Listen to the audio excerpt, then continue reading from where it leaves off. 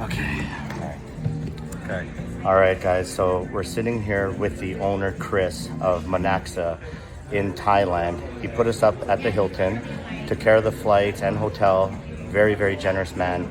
But for the people that didn't have the experience to meet Chris firsthand, you know, we've done a lot of projects before, but we want to know why this one is special and why we're going to be around long term, and we're going to be able to make a lot of money together, but also impact a lot of people in a positive way. Now, Chris, I just want to ask a few questions. Like, when it came to Monaxa, you know, you've been in the industry for a while, you worked for other brokers. What made you create Monaxa, and why is it different from any other broker out there? That's a very good question. So I have had people ask me why I would leave such a comfortable position at other brokers that had very, very high ranking positions, and what made me decide to take the risk of starting a new thing. I would say that I have a specific vision for Monaxa. I'm not so happy with how the industry operates at the moment, so I just feel like if I'm directly involved in overseeing a whole company, the project gets done the way I want it. So we want to be able to able more. We want to have good liquidity providers. We want to go into institutional. We want to go to retail. We want to have a fund management company. We want to have a crypto exchange. Most brokers are not willing to take all these large type of make these large type of decisions and take the risk into all these different industries. But I think with Monaxa, we want to do it right, and we want to do it long term, and we want people to see a much bigger vision when they look at us compared to others. That makes sense. So going back to that, you know, the broker being 5 years old, how can, you know, how much faith can we put into the company and into you to know that our funds are safe and that, you know, we're here for the long haul? Yeah, so I mean, that's a good question, and I would say that's a question you should ask every broker, no matter how old they are, how long they've been around, because, you know, companies can still go wrong in a 10 years. The majority of time is within the first 2 to 3, right?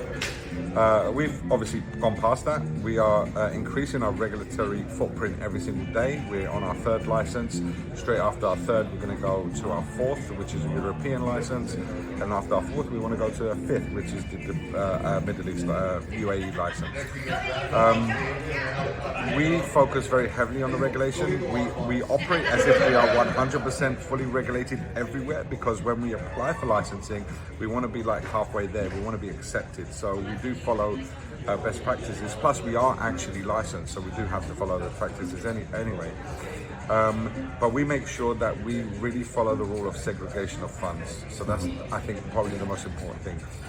When you're working with a broker, you need to be absolutely sure that your capital is in a segregated account to the corporate funds of the broker, so that they're not mixed together. The broker doesn't spend your money, and the segregated account is also overseen by regulators, so that way they make sure that when you do audits, the capital of client funds matches what you have in your platform, and people are, you know, everything's kind of overseen and safe for the client.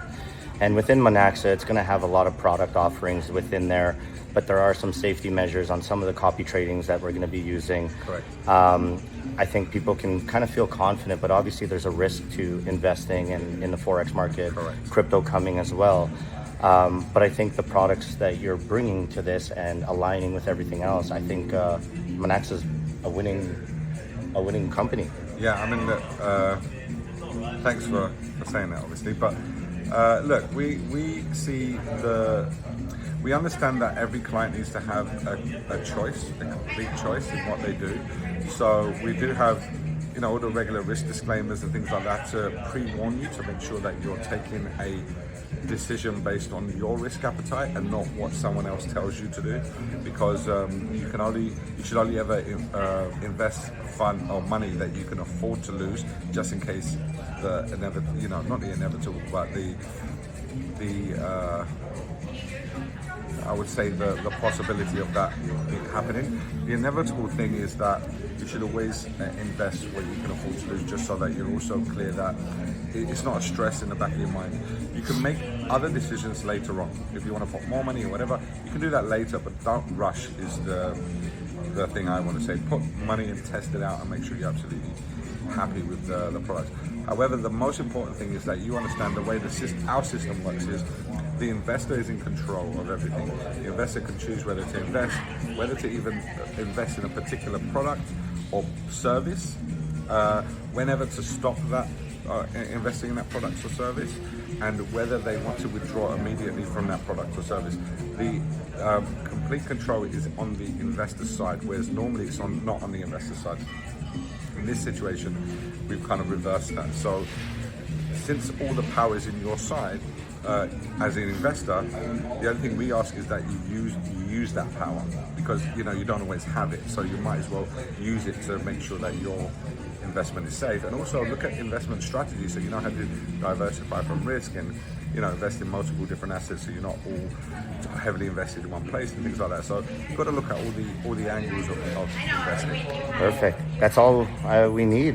Yeah. Thank you very much for your time to do this short video, and thank you for having me here. No, thank you. We will come here again, but thank you so much.